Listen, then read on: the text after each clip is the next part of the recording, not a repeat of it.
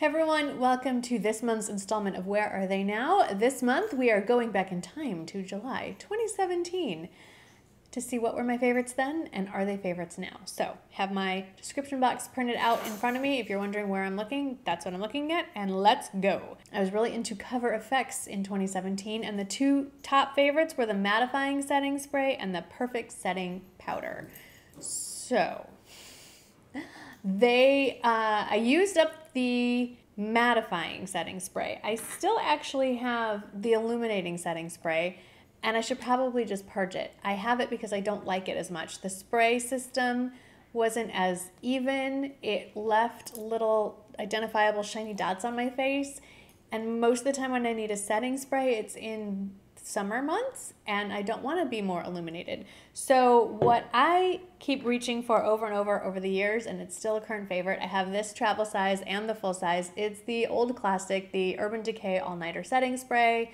This is a limited edition scent, I think, that was sent to me in PR, but it's scented and has a double layer, which annoys me. Just one cap is sufficient, but it kind of smells like the beach. That is not really why I reach for it. The basic scent is fine too, but it really does work.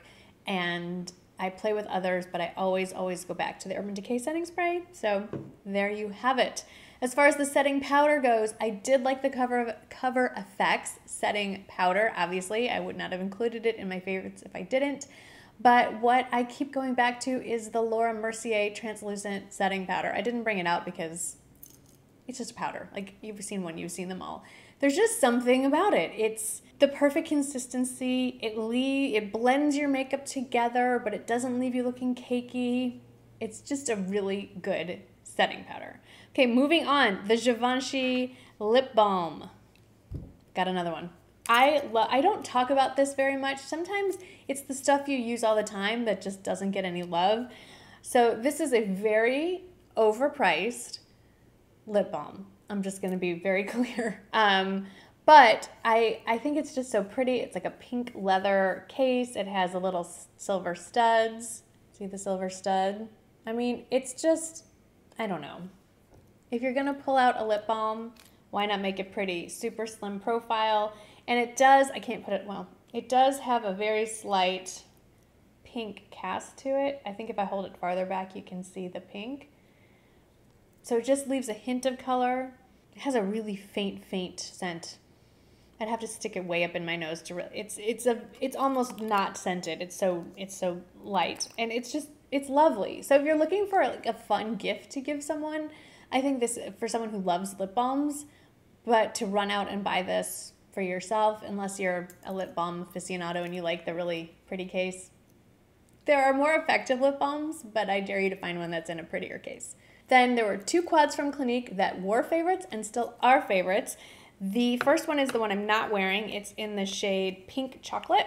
And as you can see, it's chocolatey brown shades that have undertones of pink, but not what's current now in the really pink, red, almost unwearable tones. This is very clearly wearable. And then the one that I have on my eye is the Quad Teddy Bear. And what I love about this, it's going to be kind of hard to show on camera, but there's a mirror on the top with an eyeball on it.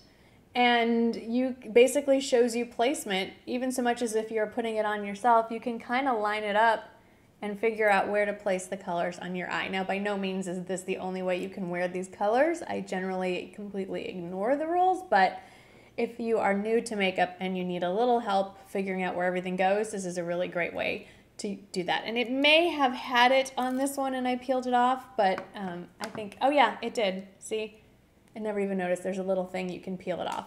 I suggest leaving it on. There's plenty of room to look around it. So that's the powder that's on my eyes, the color around here, but what's on my lids is an old favorite and a continual favorite. It's from Chanel and it is the Illusion d'Ombre Cream Eyeshadow in the shade Convoitise. And you can see it's like a bright, almost like an old gold. Can you see Mimi doing her thing back there? It's a dry to the touch cream shadow.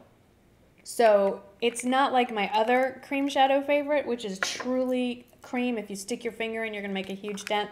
The Eyes to Mesmerize by Charlotte Tilbury. I love, love, love these. But as far as ease of, if you're a little afraid of working with a cream shadow, I do very much recommend the Chanel ones. And as you can tell, this one is probably over 2 years old now and still creamy and a lot of color payoff.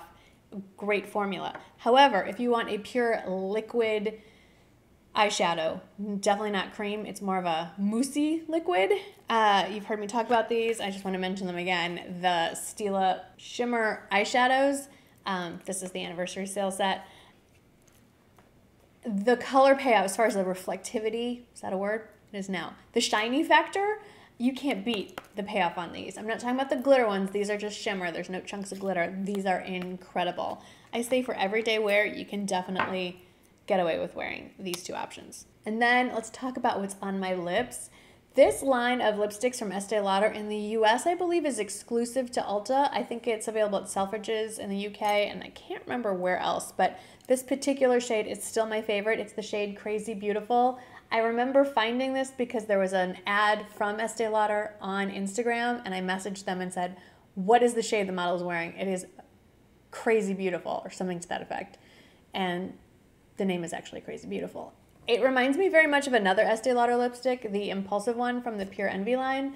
This is actually a little bit pinker, a little bit deeper, but still very much an everyday wearable neutral pink. And if I had to say, I like the packaging better on the other Estee Lauder one, but this color is so much prettier. And I love the shape of the bullet. It actually comes in this pointed shape. So it's really easy. I've kind of worn down one end of it, but it's really easy to get a precise edge around your lips with it. I love it. Obviously there's lots of other shades, but Crazy Beautiful is still top of the list as far as I'm concerned. Then my favorite foundation from July 2017 was the Dior Forever foundation. I love that foundation, and I left out a foundation for my Holy Grail discontinued products because that would have been one of them. They've since come out with different versions of the Dior Forever. One's more matte, one's a shiny one. They kind of fell flat for me. I have to say, right now, I am obsessed, which is really funny because I hated it in the beginning, with the Physicians Formula Healthy Foundation. So when I'm not using self-tanner, I'm definitely shade, where am I? LC1. That's my, there we go, you can see it better. That's my everyday shade. When I'm full on bronzing mousse applied directly to the face, I'm not just like slowly fading, fresh self-tan, let's say I'm MC1. I want to say I'm MC Hammer, but it's MC1. And then when I'm somewhere in between, it's LN3. So what's nice is it's easy to kind of mix these all up and get exactly the shade that I need. And while this is on the pricier side for a drugstore foundation, it's still budget friendly enough that I'm very happy and comfortable buying multiple shades versus like a $40 or $50 foundation. It's like, oh, do we really want like 3 shades? Anyway. So that is generally why in the summer I tend to wear more drugstore foundations, because I need several versions of the same shade as I'm moving from fake tan to normal skin tone, and it's just a little more budget friendly. That being said, lately, even when I have higher end foundations that are a good shade match, I still keep reaching for the Healthy foundation. I don't know what it is. I am obsessed. I actually went to lunch with a friend of mine today. Hi, Dawn. And I said to her, your skin looks amazing. What foundation are you wearing? And she said, what you're wearing, the Healthy foundation, Physicians Formula. I'm like, oh, okay. Glad to see it looks good on somebody else too. Okay, another favorite from July 17, which is funny that it came up again because I just was talking about this and I need a new bottle. It's the Jergens Natural Glow Wet Skin Moisturizer in medium to tan skin tones. I need to re-up. I'm getting a little faded. This is actually self-tan. Like, I'm not even kidding. I am wearing the LN3 version right now. I'm actually lighter than this in real life. And but this will perpetuate any kind of self-tan that you have on. Get a little extra life out of it. I still love it. And this bottle's almost done, and I have a backup of this version, but with the firming formula. I'll let you know if I feel any firmer. Moving out of makeup, a favorite from July 2017, which I'm sad to say is no longer around, are these earrings from Bauble Bar, the Venus Drop earrings, which are very shiny and very reflective. So I'm gonna just insert a picture. There's a delicate, almost pale pink crystal in these starburst kind of earrings. And they're beautiful and lovely, and they're beautiful for a dress-up kind of occasion, but they're delicate, they're not overpowering, yet they do make a statement. I love these. I still reach for them, and Bobble Bar tends to move in cycles and will bring back favorites. Currently, I just checked, it's unavailable. I searched Amazon to see if I could find a dupe. I didn't. If anyone can find them, please let me know, but as of right now, can't find them anywhere on the internet. Now let's talk about some clothing favorites for 2017. First of all, let me address why I'm not wearing the same shirt that I was wearing in July 2017. Looking back on that, what a hideous fashion choice that was. That was a trend that I'm really glad to see go, with like the cutouts, cold shoulders. That was gone. So now I am wearing a trend that I will probably regret 2 years from now, basically neon leopard print. So there you go. But a favorite from July 2017 was this jacket, which I still love and wear. It was from the anniversary sale. It's from Caslon, and it's I'll insert a picture so you can see it better, but it's a peplum, very lightweight peplum jacket. Just basically something you can throw on for an extra layer going into somewhere that's very air conditioned, or movie theater, or something like that. Right now, I have been loving, it's gonna look like nothing holding up, but I'll find a picture of me wearing this, is this very long, very lightweight cardigan from Textile is the brand, and it can be found online only at Walmart, by the way. And it's just, look how light, like you can see through it. It's super lightweight, it's super long, it's very neutral, it's sort of an off-white, and it's so thin that, I mean, it's like teeny tiny. I can just shove this in a tote bag. So that's what I've been wearing this summer when I need like a longer, cozier, not cozy, but when I'm going somewhere that I want a little layer, like a movie theater, like a restaurant, an office, so to speak. And then another favorite, speaking of the anniversary sale, was the Barefoot Dreams Circle Cardigan, which is still a favorite. And a funny story, I was in store shopping for the anniversary sale this year, and I saw this gray Barefoot Dreams cardigan, and I thought, okay, I know I have a bunch of them, but I love this color. I need to get it. And then I'm like, let me go see if there's other things that I want more, and if I'm still under budget, I'll come back and grab it. Well, I hit budget before I could go back and get the circle cardigan. Kind of bummed. Went home, was unloading my stuff. Good thing I didn't buy it, because I already had it. Yeah, when you know you've hit critical mass in your Barefoot Dreams cardigans, when you don't even know which colors you already have. So the hype is real. If you don't have one of these yet, please, whether it's the circle cardigan style, they have another cardigan in the sale, one of the blankets, you must experience this texture for yourself, because once you do, you will never ever regret it. More favorites. I talked about Ruth Curly's channel, A Model Recommends. She is still a favorite. I still very much enjoy watching her. Right now, she's in the middle of a huge house, not so much an addition, but I'd say a renovation, and they're adding, anyway, if you want to see more about that, her channel will be linked below. She's primarily a beauty and fashion influencer YouTuber, but her aesthetic for interiors and design is incredible, and accompanied by her very dry, acerbic sense of humor. I just very much enjoy watching her. So if you like that kind of thing, I will link her channel below. And then, I don't know how this was in the middle of it, but these, well, not these, they were a pair of Key sunglasses. I don't even have them anymore. I absolutely trashed them. I think they were called the About Last Night sunglasses, and I still like Key sunglasses, but the problem I have with them is that I'll find a pair, I'll like them, and then they're discontinued. They just cycle through different styles so quickly, and they sell out so quickly. So I've been wearing these Diff ones. Hello.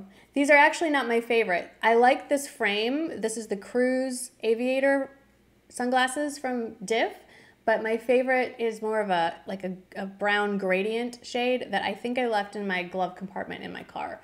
But I have these exact, obviously the blue mirrored lenses. I have them in reddish pink mirrored lenses, and then I have that brown gradient lens as well. I love these, and what I like about Diff is they don't cycle through their stuff, so you can find this for a good long time. These are still actually available and these are a couple of years old as well. Then I mentioned 2 book series that I feel like I keep mentioning every month. So real quickly, if you're not reading, I was gonna say watching, if you're not reading the Kate Shugak mystery series based in Alaska, you should. And if you're already reading them or you finished it and you miss her or you miss that world, there is I guess an offshoot. One of the characters shows up in her books, Liam Campbell, and he gets his own series. He is a bush pilot in Alaska. Well, I think he's a cop as well, if I remember correctly. Anyway, it's been a while, a couple of years since I read that series, but there is a companion series if you really like that world and you want to get back into it. The current book series that I'm reading, it's very silly and fun. I mean, I know that I don't read really deep books to begin with, but this is pretty not deep. It's the Nice Girls Don't series, and the main character is a vampire. Okay, it's set in maybe Kentucky, rural somewhere, and small town, let's just say that. And the main character is a young woman who tragically becomes a vampire. And it's a funny series. It's a comedy series, but I don't know, I'm on book like 5. They're just fun reads. And then I talked about 3 TV shows in July 2017 that I very much enjoyed. Westworld, gave up on after season 1, really. It just got really weird and self-indulgent and just too difficult to follow and just too trippy. So I'm over Westworld. Real Housewives of Orange County, I'm looking forward to it coming up soon. We are currently in between seasons, so I'm kind of looking forward to it, and personally glad that Vicky is no longer full-time on the show. She makes me nuts. And then Game of Thrones, which clearly is not a favorite anymore because it's over. But what we have been binge watching the entire month of July, obsessed with this show. I think one of you recommended it to me. It's Bosch on Amazon Prime. I'm on season 3 right now. It's about an LA detective, and each season is one case. So season 1 just revolves around one murder, season 2, and so forth. It's really, really good. But I would not suggest hopping into season 2 or 3. Like, start from the beginning because there is some carryover from season to season. So that's it. Those are all of my favorites from July 2017. I'm happy to see many of them are still favorites, still in the rotation. Anyway, if you were here, let me know what your favorites were from back then. Are they still around? Do any of these things ring a bell? Were you here 2 years ago? If you're new, hi, welcome. I'm Marnie. I'm glad you're here. And if you're not new, I'm even more glad that you're still around. Thank you so much for taking time out of your day to spend some of it with me, and I will see you in the next video. Bye.